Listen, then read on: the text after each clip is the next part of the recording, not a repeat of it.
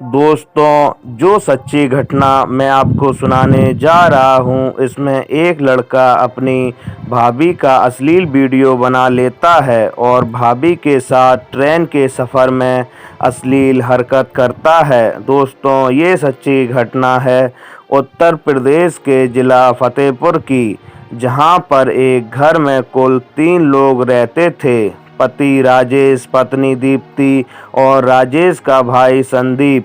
Rajesh police में job करता था, इसलिए राजेश को अपनी पत्नी को घुमाने के लिए टाइम नहीं मिलता था। दीप्ति राजेश से कहती रहती थी कि कभी तो टाइम निकाल लो, शादी को 1 साल हो गया, अभी तक मुझे कहीं घुमाने नहीं ले गए हो।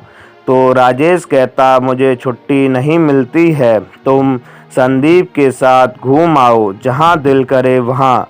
और संदीप, जो दीप्ति का देवर होता है, वो दीप्ति को भाभी की नज़र से नहीं देखता था, बल्कि दीप्ति को पाना चाहता था।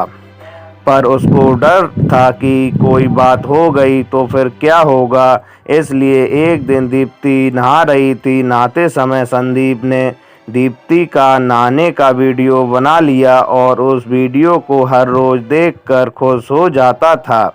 एक दिन संदीप ने अपनी भाभी से कहा कि भैया आपको कहीं घुमाने नहीं ले जाते, क्यों ना हम लोग कामाख्या मंदिर घूमने चलें।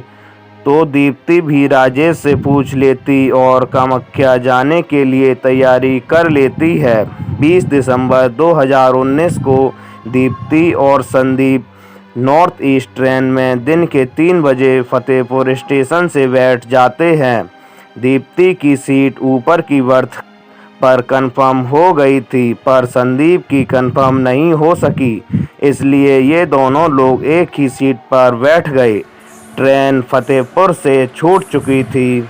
जब कुछ घंटे हो गए, शाम के 9 बज गए, तो ये लोग लेट गए एक ही बर्थ पर और आपस में बात करने लगते हैं।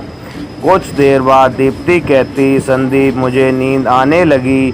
तो संदीप कहता, भाभी आपको एक वीडियो दिखाना है, और संदीप दीप्ति के नहाने का वीडियो दीप्ति को दिखा देता है। ये देखकर दीप्ति डर जाती है और संदीप के थप्पड़ मारती है और कहती, मैं तुम्हारे भैया को सब कुछ बताऊंगी।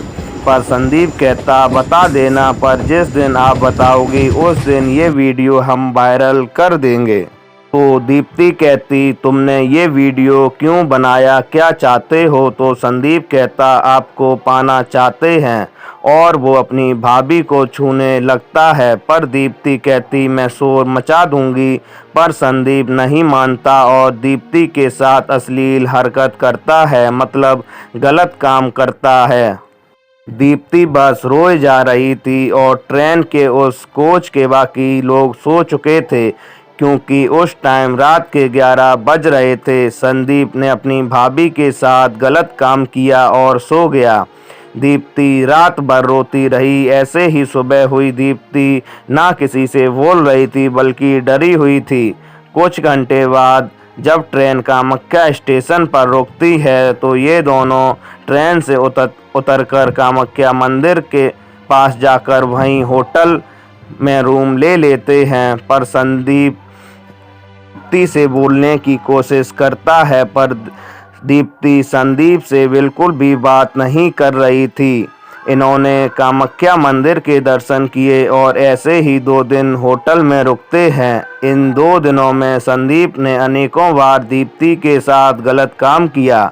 2 दिन बाद ये लोग अपने घर फतेहपुर ट्रेन से आ जाते हैं, और जब राजेश दीप्ति को उदास देखता तो वजह पूछता है, पर दीप्ति कुछ नहीं कहती। राजेश कहता, क्या हुआ, कुछ बताओगी। तो दीप्ति राजेश के गले लग जाती और रोने लगती और सारी घटना बता देती है, जिसके बाद राजेश संदीप को पहले तो बहुत मारता और फिर पुलिस को फ़ोन करके उसे पकड़ा देता है।